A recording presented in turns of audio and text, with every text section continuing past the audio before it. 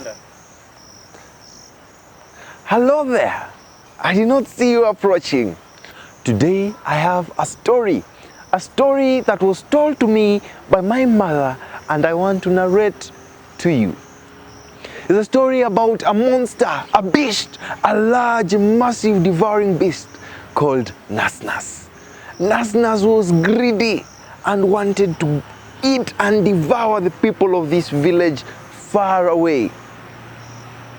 Over time, Nasnas retreated to the middle of the jungle, where if the leaders of the community gave up 80%, greater than 2/3 of all their harvests and income to Nasnas, the Nasnas would not attack.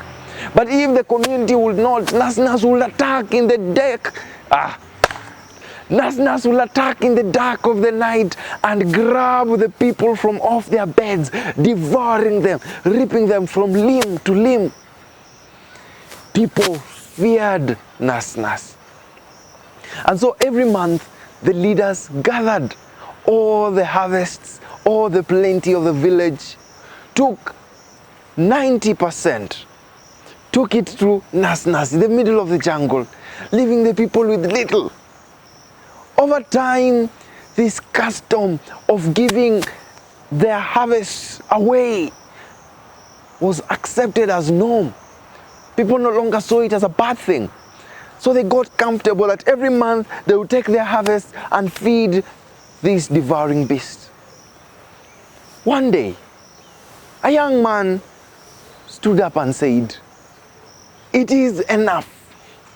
I will go there and stop Nasnas once and for all."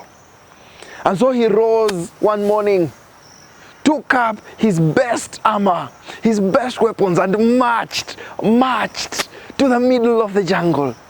There, he disappeared. Never was seen again. Many months passed. After mourning, weeping, and crying had all passed away, a new man rose and said, "My brother went. He has never returned. I will go, defeat Nasnas, and bring my brother back." He marched and marched to the middle of the jungle, and there he too disappeared. Then an elder of the village said, "Enough is enough. I will go and get my sons and defeat Nasnas." And so he went, never returned. Again and again and again, the cycle repeated and repeated. Many years passed until finally the harvests failed. There was not enough harvest to feed the people and give to Nasnas. And so finally, it had come time that Nasnas was to be destroyed. Then rose this new man, strong, able, with a powerful set of legs, powerful set of arms, and a bright mind. He said, "I will rise and go and defeat Nasnas. It is not because it is easy, but because it is hard. I will defeat him." And so he took up his arms, gathered up his men, and marched to the middle of the jungle, baying for blood, ready to rip Nasnas apart. But when he arrived, lo and behold, Nasnas was not there. What met him, the apparition that he found, weakened him to the bone. Never before had he been this shocked. For surely all these years, Nasnas had never existed.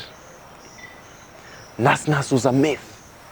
These great men who had rose to defeat Nasnas were themselves gathering this harvest and keeping it for themselves.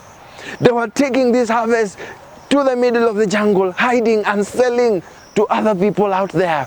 Nasnas never existed. It had all been a lie. It had been a myth. These people who had suffered for so long, for a lie. All these men that they thought had been devoured by Nasnas were all part of it. They were there, enjoying the wealth and splendor. Our man was distraught. He was woebegone. He said, this is it. We must stop this now. He said, for we did nothing. We have become worse than the monsters. For doing nothing, we are worse than these monsters. He rose, took up his arm, attacked these people, and brought order back to the village. The moral of the story, think. Thank you.